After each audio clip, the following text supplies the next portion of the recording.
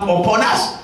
So you are going to be in him first. And so the prosperity of the soul begins with born again. Praise the Lord. Hallelujah. And that is why anybody listening to this message, please, if you are not born again, don't begin to give tithes and offering and sowing seed. The first thing is to now recognize that you need Jesus. Lift up your hands and say, Father, forgive me my sins. I accept you as my Lord and Savior. From today, take over my life.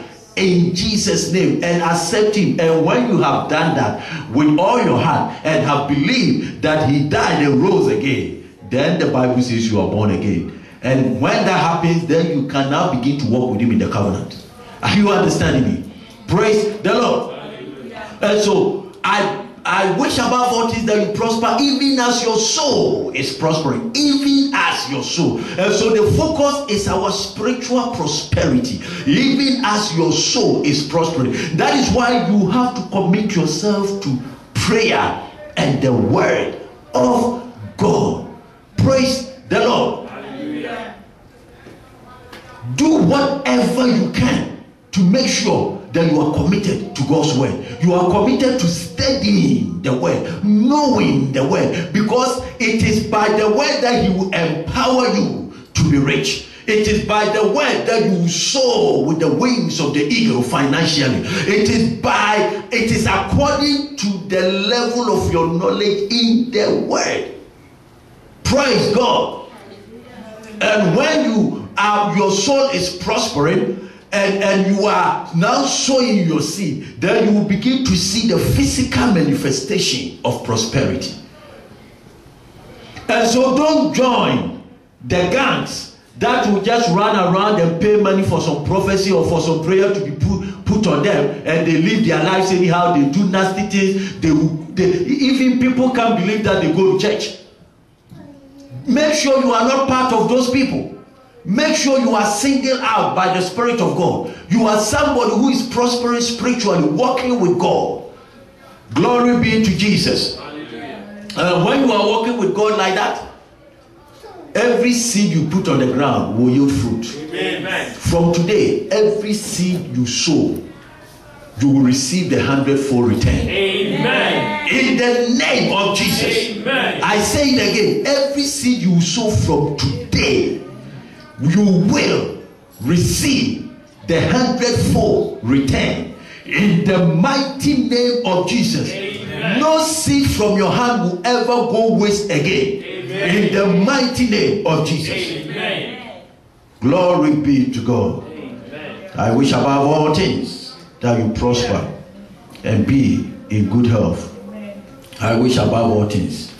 I wish above all things. Say, Father, thank you for prosperity. Say it with confidence. Thank you for prosperity.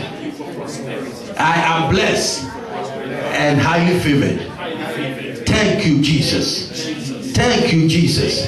Thank you, Jesus. And so prosperity is good. It's not evil. Poverty is a curse. Poverty is evil. It is not from God.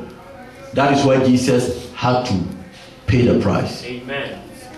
If he wanted us to remain poor, he wouldn't bother himself paying that price. But he paid the price. It means that he has now made it possible for you and I to step into financial prosperity.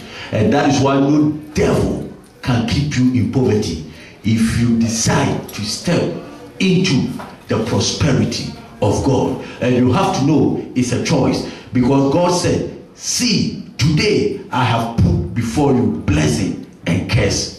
Choose the one you want. Are you understanding me? Now, nobody in his right mind will open his mouth and say, I choose curse. But people have chosen curse by their attitude.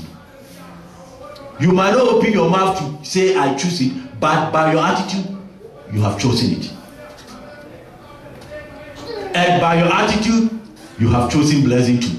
So it is a choice. It is a choice. I see you choosing blessing in Jesus' name. Amen. It is a choice I have put before you, so you can choose. Now, when you choose, no devil can do anything.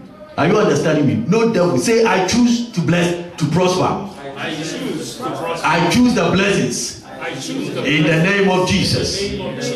Yes, it's a choice.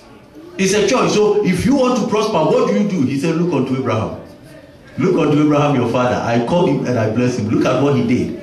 He did something.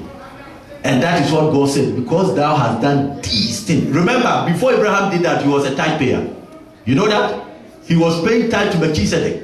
So when he was paying tithe, God didn't say, because thou hast done these things, because the tithe is God's share. If you give me my share, you haven't done anything to me. So why should I congratulate you for that?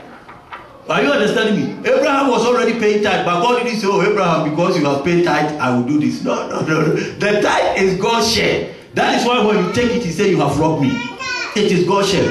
But the seed is what God has put in your hand, that you are going to sow because of your trust and your love and faith in him. And that is why when Abraham did that, God was moved. And he said, Abraham, because thou hast done these things, because thou hast done these things. From today, God will look at us and say the same thing. Amen. From today, I pray that that grace will come upon us. Amen. That we will sow seed that will move God to say, because thou hast done this thing. Praise the Lord. Our spiritual father Bishop Oyedepo had the same encounter. When God asked him to give his only car, he said, oh, this car, that's easy.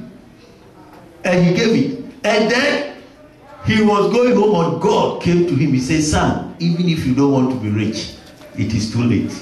Can you imagine God saying that to you? Check, let me tell you, God still speaks today. You know, you can sow seed, you can give some offering out of love for God that will move God so much that he will speak something to you. It's not something you are reading from the Bible.